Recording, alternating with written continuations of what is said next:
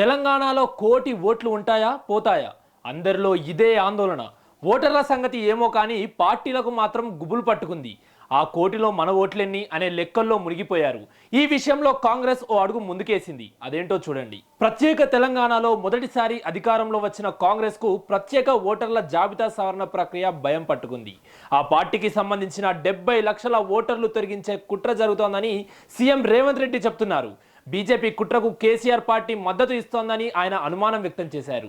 BJP ఇతర రాష్ట్రాల్లో ప్రత్యేక ఓటర్ల జాబితా సవరణ ప్రక్రియ ఎస్ఐఆర్ పై అనుమానాలు ప్రారంభమయ్యాయి.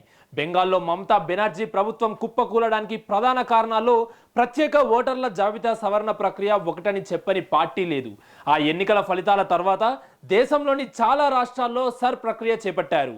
బీజేపీ ఇతర రాష్ట్రాల్లో ఈ ప్రక్రియ వేగవంతమైంది.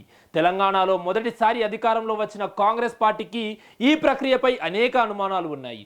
మరో 2.5 ఏళ్ల తర్వాత తెలంగాణలో ఎన్నికలు జరగనున్నాయి.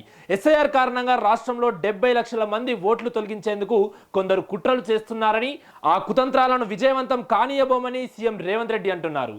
ఎస్ఐఆర్ ప్రక్రియపై తీవ్ర ఆందోళన వ్యక్తం చేసిన ఆయన జాగ్రత్త పడకపోతే 21% ఓట్లు ప్రభావితమయ్యే ప్రమాదం ఉందని హెచ్చరించారు. ఆ పరిస్థితిని వెంటనే చక్కదిద్దాలని పార్టీ శ్రేణులను రేవంత్ రెడ్డి ఆదేశించారు. రాష్ట్రంలో ఎస్ఐఆర్ ప్రక్రియపై కాంగ్రెస్ అప్రమత్తమైంది. ఈ విషయంలో ప్రత్యేక దృష్టి సారించాలని పార్టీ నాయకత్వాన్ని ముఖ్యమంత్రి రేవంత్ రెడ్డి ఆదేశించారు.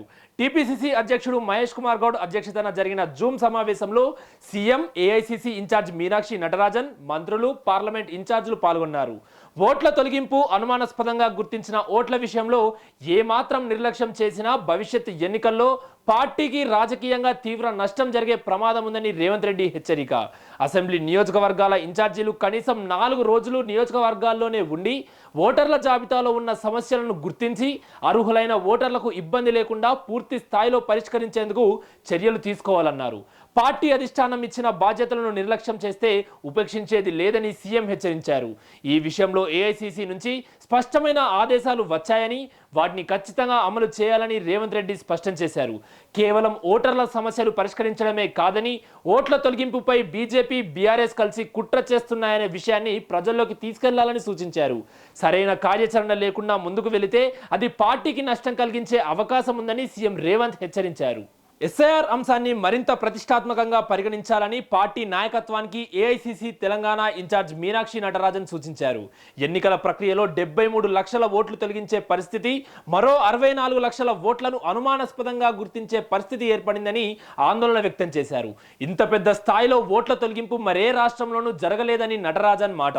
తుది ఓటరు జాబితా విడుదలయ్యే వరకు పార్టీ నేతలంతా ఈ అంశానికే ప్రత్యేక ప్రాధాన్యత ఇవ్వాలని పీసీసీ అధ్యక్షుడు మహేష్ కుమార్ గౌడ్ స్పష్టం చేశారు. తెలంగాణలో జరుగుతున్న ఓట్ల తొలగింపు పరిణామం బెంగాల్లో జరిగిన పరిణామాల కంటే ఎక్కువగా ఉందని అంటున్నారు.